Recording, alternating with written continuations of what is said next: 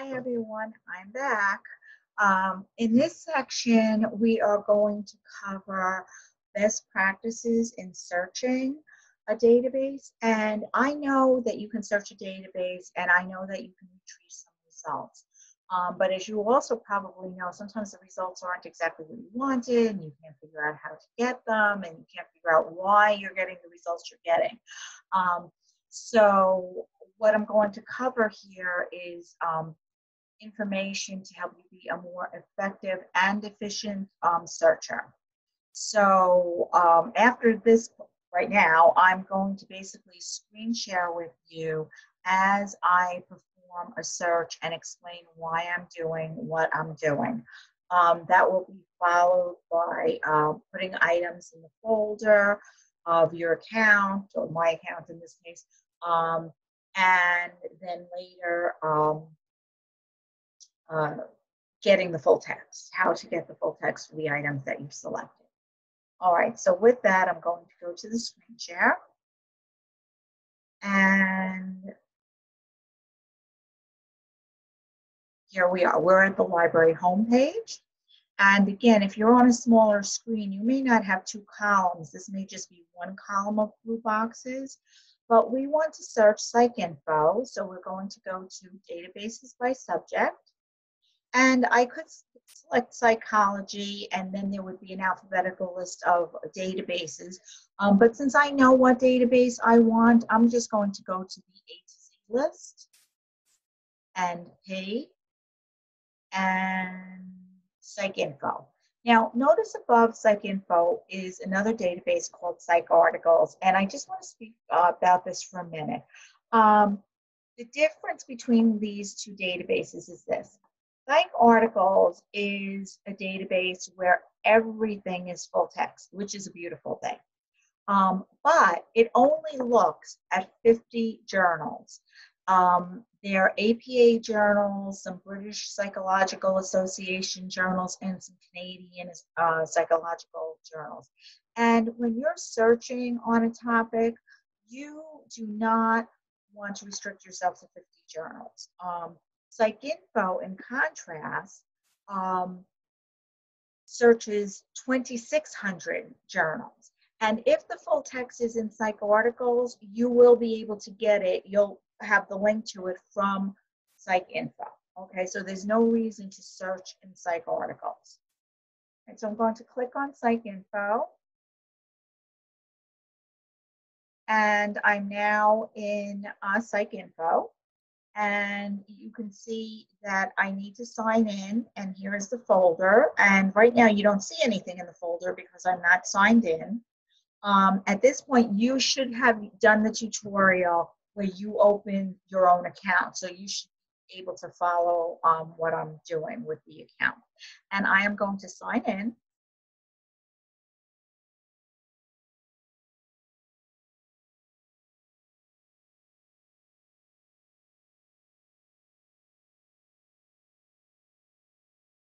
And I have set it up so that my username and password is automatically in here.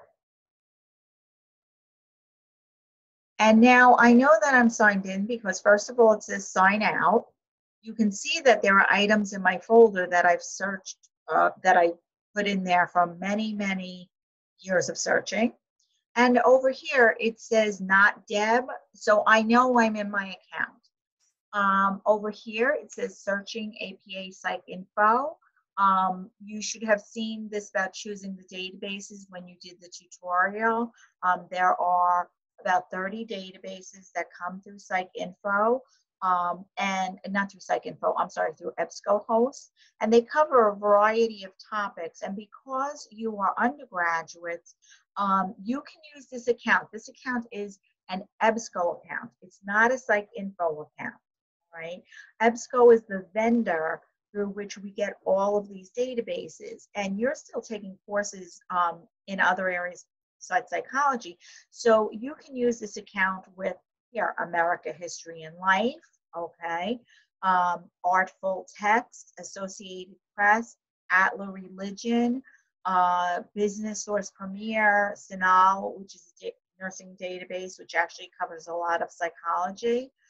communication and mass media, health source, historical abstracts, military and government, philosophers index, the music index. So again, I just want to point out it's an Ebsco host account that works with all of these databases. So you can say everything we're doing in PsycINFO today, you can do in any of these. I'm going to just leave it at PsycINFO for now. And what I want to search is I want to search on my area of interest is the evaluation of antisocial behavior in adolescence. That's what we call natural language. That's the way we speak. If you ask me what I was interested in, I would say, oh, I'm interested in the evaluation of antisocial behavior in adolescence.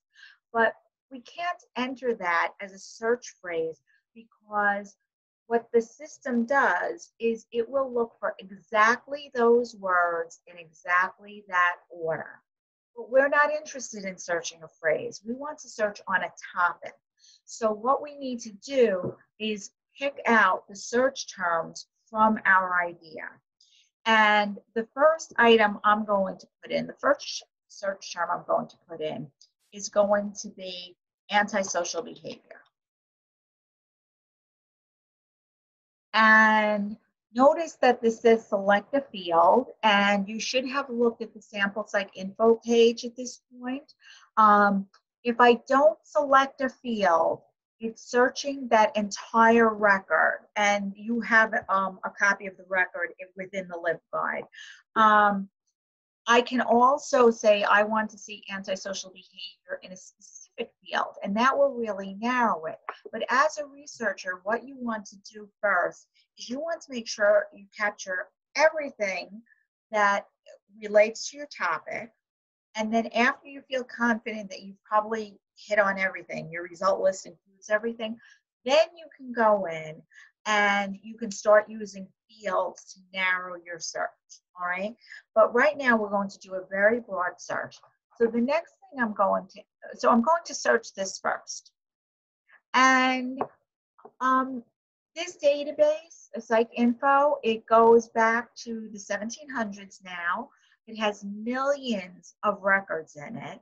And if I'm looking at antisocial behavior, I should expect that there would be a lot of hits, a very long result list. And if I look over here, I see that, yes, there are 103,000 articles or books, etc., because I haven't narrowed it to journals yet, that contain the term antisocial behavior somewhere in the record. Now what I'm going to do is I am going to say, I also want to see evaluation. And by entering it this way, I'm saying the expression antisocial behavior and the word evaluation must be somewhere in the record. And so I am going to search. And it narrowed the results from 103,000 to 6,000, which is still more than we ever want to read.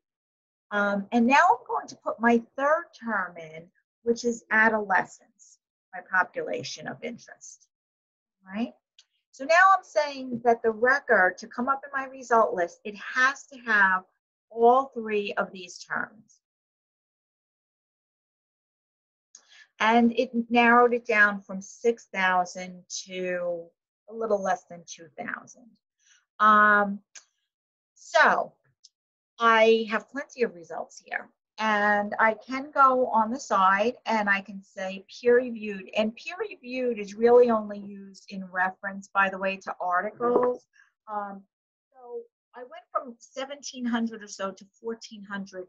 And that's because what it did was it's looking for peer-reviewed articles. So it now eliminated 300 items that were book chapters, book reviews, commentaries, etc., dissertations. And one of the things that you should be aware of is that peer-reviewed journals contain materials that are not peer-reviewed. So, for example, they contain editorials, letters to the editor, commentaries, and book reviews. So you don't want to see those. You only want to see the peer-reviewed articles. Those other items are not peer reviewed, and so they were eliminated from this search when I said it had to be peer reviewed. Now, I'm going to come back to this later, but I want to point out that there's this full text box, and never check that box, and I will come back to why later on, okay? But let's just go back to our search for now. Now, antisocial behavior is actually exactly what I'm looking for. But what if an article was talking about evaluating antisocial behavior instead of evaluation of, okay? That's basically evaluating is just a different form of the word evaluation. And this is what I call the word form problem. We have thousands of authors all over the globe who are going to use different terms, and they're going to use words differently. And I don't really care if it says evaluating antisocial behavior or evaluation of antisocial behavior. It's the same thing. I'm interested in the topic, not the specific word form. So what I'm going to do is I am going to go back and I am going to put an asterisk after the T so that it will pick up all forms of the words, evaluating, evaluation, evaluate, evaluated, evaluate, because I don't really care which word form it says. And by doing that, I doubled my results. I had 1,460, and now I have 3,000.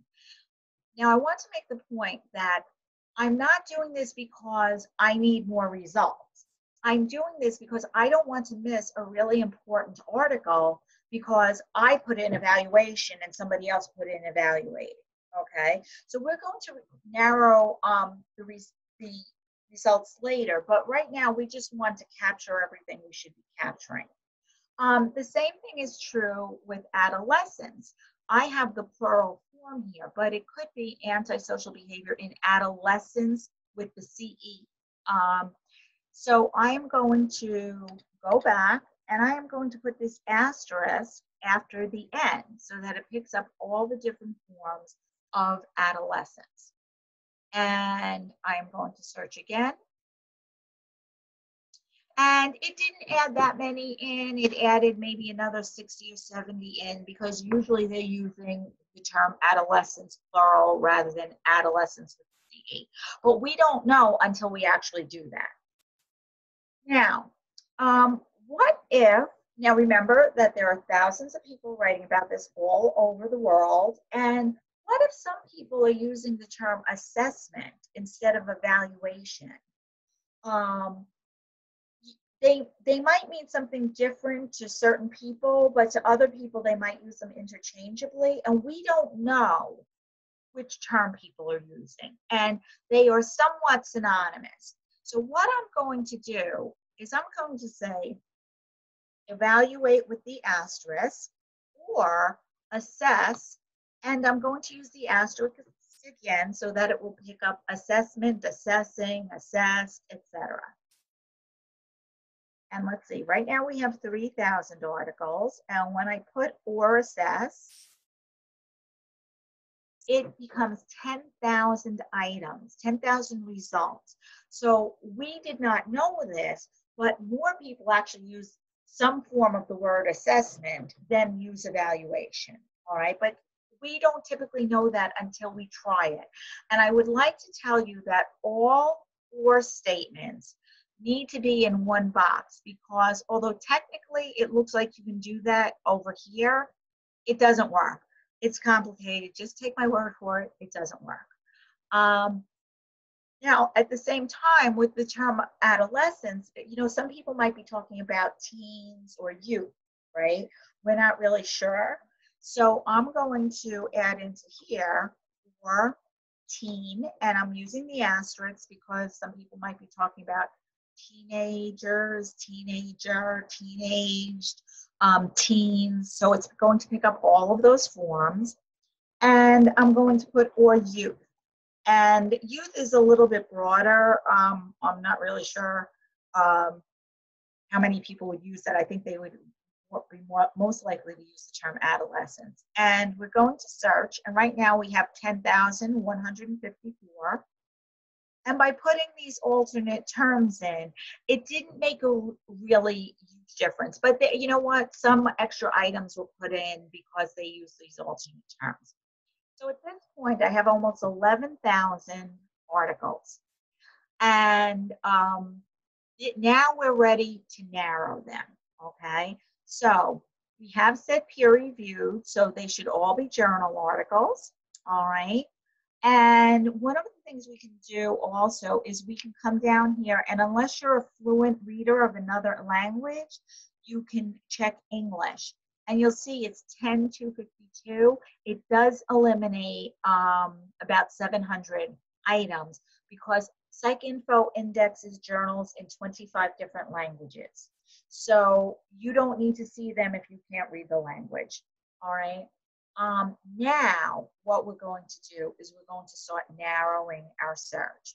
So first of all, if we go down here and look at the dates, what we'll see is that these 10,000 or so articles were published between 1937 and 2020. In class, your professor will tell you they want you to look at articles published within the last 5 years or the last 10 years, because the purpose of looking at the articles is to see recent literature, recent research, unless you're doing something that is historical. So you can either move this and, okay, and it should gray out, and sometimes it doesn't, so I'm just going to go like this and see if it changes.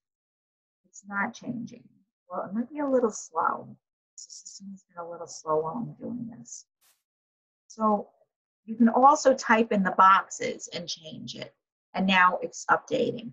So by saying that I only want to see things between 2016 and 2020, it narrowed it from over 10,000 results to 2,300, all right? So just limiting that date range in itself will typically narrow your results a lot. Now, as I said, we left this as selected field, so it's looking at the whole record.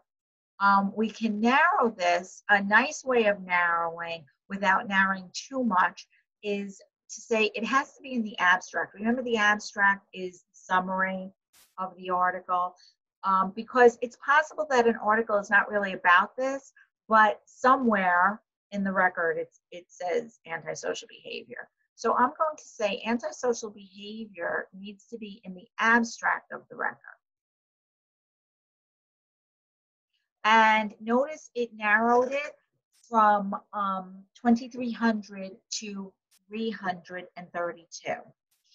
Now, I can also say that these terms evaluate or assessment and the various different forms of those words, I could say I'd like to see those in the abstract too.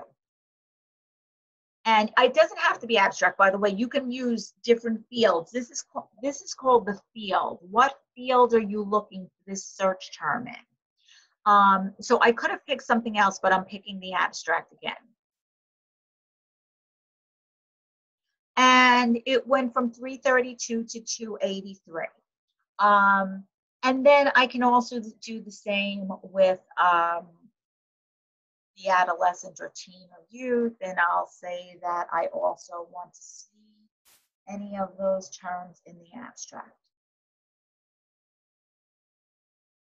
And it narrowed it to 246. Now, a nice search for you would probably have 50 to 100 items in it, which might sound like a lot, but you can scan through those articles really quickly. And some of them, just looking at the title, you're going to say, yes, this is what I want. And some of them, you're going to look at the title and say, that is not what I'm looking for. So you can scan a list of 50 to 100 very, very quickly. So I want to narrow this a little bit more. One of the things that a very strict way of narrowing things is to say that something has to be in the title. And I'm going to say antisocial behavior has to be in the title.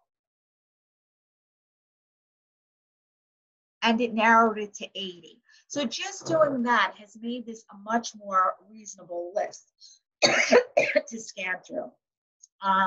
So what we have now is 80 items that have antisocial behavior in the title, some form of evaluation or assessment in the abstract, and some form about population in the abstract, and that were published within the last 5 years. Now, at this point, what you would do is you would start looking at the items. And as I said, sometimes you'll just look at the title and you'll know either yes or no. If you do want to put it into your folder, you want to save this. And remember that the purpose of the folder is this. Before you created your account, you'd go in, you'd create a search, you'd find some items. If you didn't print them out, there was no way. You would have to start the search all over and hope you found the same item again. The purpose of the folder is it gives you a buffer between, I think I'm interested in this, and you can be really liberal putting things in your folder. And because you're not printing them out, and sometimes as you put things in your folder, you start to narrow your ideas as you actually get to see what the literature is covering. Okay, so be very liberal in putting things in your folder. So if I were to say, oh yes, I want this, I would click on this, and I have many folders, and I have one that's called Psych 141, and I would put it in there. Okay, I would click there, and it would go in my folder. And at that point, like this second article here, this is in my Psych 141 folder. I put it in at a different time, and you can see it turns into the yellow folder once you put an item into your folder. Sometimes, and this is the information, the citation information, and it starts to give you a little bit of the abstract here. And it also gives you the subject headings here. That's the subject field in the record. Sometimes you can't tell from looking at the title if you're interested in it or not. So what you should do, and there's not enough information here either. So what you should do is you should click on the title. Now, clicking on the title does not bring you to the full text. It brings you into the full record, which was what was being searched, okay? And here you can see it says antisocial behavior, it says adolescent, it says assess. See how all these things are highlighted, okay? And now you can read the abstract and get a better idea of whether this suits your needs or not, all right? And if you want, you can add it to the folder from here, or you can go back to your result list and you can add it from the result list, okay? But the important thing for you to know is that clicking on the title brings you to the record, not to the full text. And when you're searching and when you're putting things in your folder, do not worry about the full text. We can get the full text for everything, all right? We just want to look at the literature that interests us without worrying about the full text. So this is what you would do. You would go through your list, and if you think you're interested in it, and again, remember, all you're doing is putting it in your folder, you would click on it, and you can see I've actually put a couple of items in here. Just so you know, the sort, how the results are sorted is by relevance. You can change this, even though you said, show me the last 5 years, you can, even within that 5-year period, you can also order it so that the newest items come up at the top, all right? So anyway, I put items in my folder, and now, obviously we want to get the full text. So I am going to go into my folder. And first I have my general folder here. You should have created a folder when you did the tutorial on opening your account. I do want to show you when you first go in, it said my custom and new, and you clicked on new the folder. If you didn't create one for Psych 141, you should create one just for Psych 141. And I'm going to go into this folder now. And you'll see that I have 6 articles in here. So I'm going to click on that. And these are the articles that I've decided that I want. And I'm at the point now where I want the full text. So I go to the first one. It says, oh, it's open access, and it says find article. Now, remember when I said don't click on full text? The reason that I said don't click on the full text is that you're in an Ebsco database. And as you saw, there were about 30 Ebsco databases. When you click on full text in an Ebsco database, it can only look for the full text in other Ebsco databases, which you saw was about 30, 35. But we actually subscribe to 237 as of this date databases. And when you click on find article, what this is called the link resolver. It's going out and it's looking for the full text in all 237 databases. So you don't want to restrict yourself to only the 30 or so Ebsco, all right? And so I'm going to click on find the article because this is what we want, right? And here it says view record in Science Direct. So we're going to click on this. And in Science Direct, just so you know, and you'll become more familiar with this, it always presents the HTML first. This is the entire article, but it always has a link to the PDF, all right?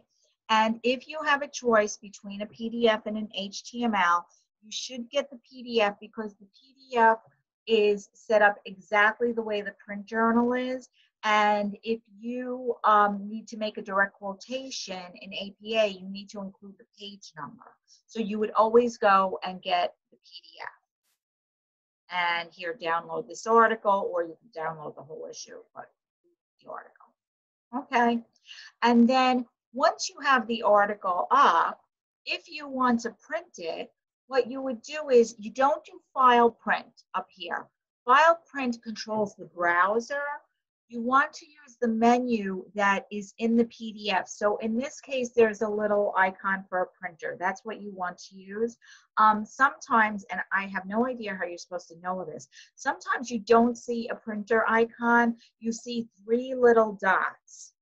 And somehow you're supposed to know that you should click on those 3 little dots, and then you'll get a menu and print will be in that menu. Okay. So we've printed this article out. So that's number 1. And we're going to go back here to my folder. And I'm going to go to number 2. Now, number 2 actually has the links directly because this is full text in a database. It's actually PsycINFo. I just happen to know that because I do this all the time, that is an Ebsco database, and that's why you're seeing these links immediately. So I'm going to print this out. So I have article 1, I have article 2. I go to article 3, and I click on find article, and look what it says, request this item through interlibrary loan. And remember in the interlibrary loan section, I had said that most of the time, or actually in the tutorial, I wasn't doing a video for that, that most of the time you're actually going to access interlibrary loan through a database like PsycINFO. Well, this would be an example. So I want to get this article. I'm going to click on request this item. It will bring me into ILLiad, which is the interlibrary loan program. And I am going to log in with my Hofstra credentials.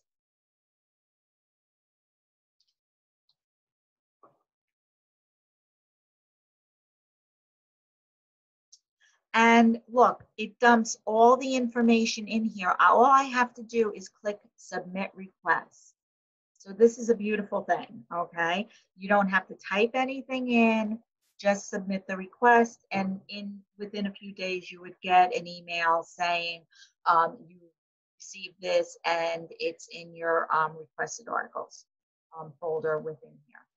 Okay, so I am going to go back to my folder. So now number 3, I've interlibrary loan. and I should get it within 3 business days. Let's go on to number 4.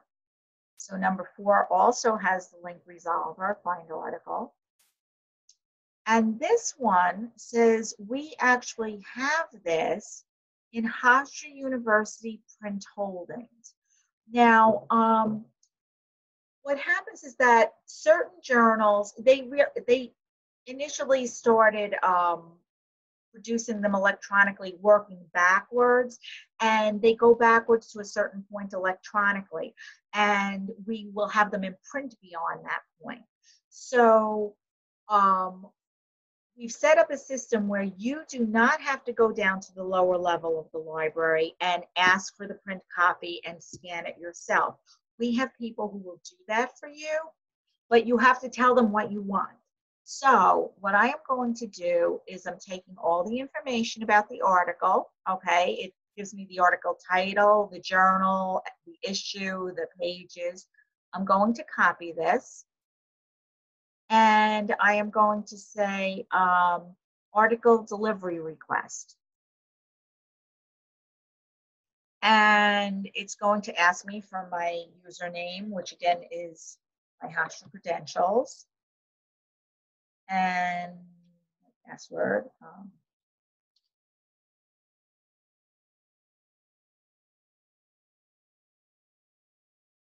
But this time, see it says article delivery request.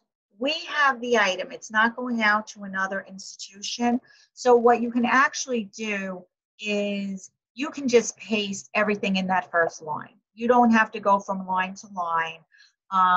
And then you'll submit the request. Now, because we actually do have the journal, if it's a weekday, we have somebody who's just going to go down and scan it, and you'll get it within a couple of hours. So if you request it in the morning, in the afternoon, you're going to get an email, and the article will be sent as an attachment to the email because we actually have it.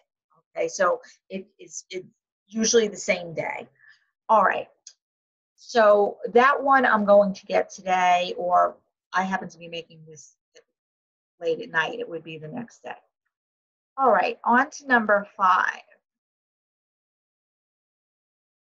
Okay, and this is another one, request to interlibrary loan. So I would just click on it again.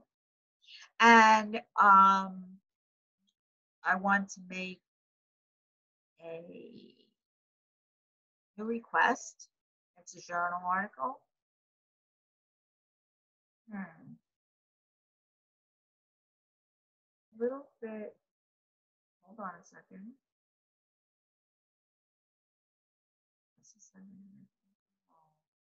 Okay, there it goes. It needed to pick up the new information. And again, I would just click submit request.